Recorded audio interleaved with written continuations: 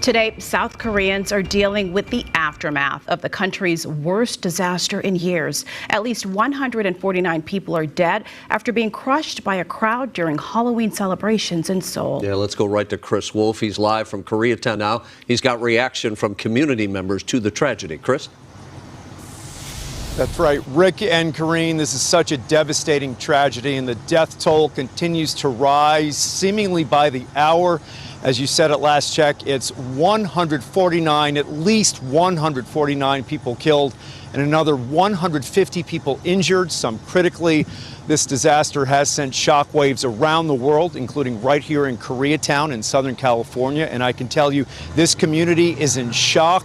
People are trying to find out as much about the victims as possible tonight. And remember, the area where this happened in the South Korean capital of Seoul is a very popular tourist destination. So visitors from around the world are likely among the casualties. Well, according to multiple sources, at least 149 people have been killed, mostly teenagers and young adults. They were killed in a crush when a massive crowd celebrating Halloween surged into an alley, a very tight space in a popular part of Seoul, the South Korean capital, known for its vibrant nightlife filled with bars and restaurants and clubs.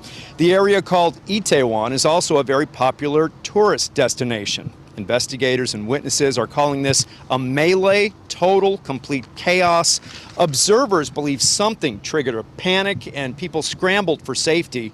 In the frenzy, people were crushed, suffocated, some possibly stomped to death. This was the first open Halloween celebration in Seoul in 3 years after government officials lifted COVID restrictions.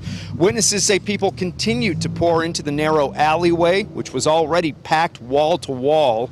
It is on a slope, and people at the top of the incline started to tumble down over people below them. Some victims were trapped there for at least an hour before being freed by rescue and emergency personnel. A makeshift morgue was set up in a building near the carnage. We talked with a local community leader here in Koreatown this evening. Steve Kang has attended the Halloween festival in Itaewon in the past, but says the crowds exploded this year, and he thinks he knows why. Was it very crowded then when you were there years ago? It was very crowded. It's always usually very crowded, but I've never seen it to this degree that I saw on social media.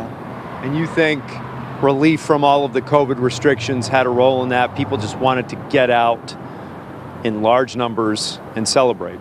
Absolutely. I think Seoul is a city of 10 million people, and many of the young people thought this was the first major public open space party that they could really enjoy. And I feel, unfortunately, that that contributed to this factor. And also, Itaewon is a very popular destination for foreigners. So I'm afraid there might be some Korean Americans from Los Angeles that might have been a victim of this incident.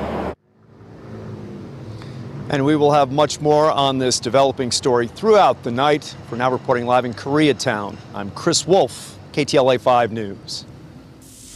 All right, thanks so much, Chris. And please stay with KTLA for continuing coverage of the deadly crowd surge in South Korea. We'll have much more coming up in a full report at 5:30. Until then, you can get the latest updates on KTLA.com and the KTLA 5 app. Another